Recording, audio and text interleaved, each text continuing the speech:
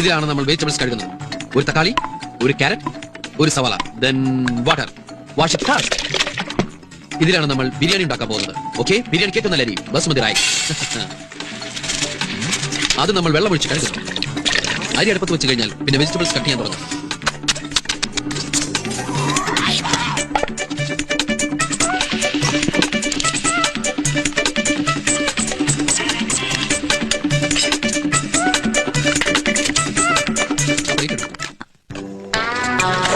ഇനി ഇത് രണ്ടാക്കും.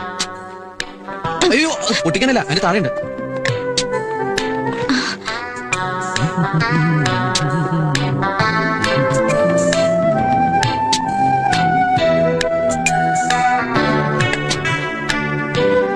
Napkin, spoon.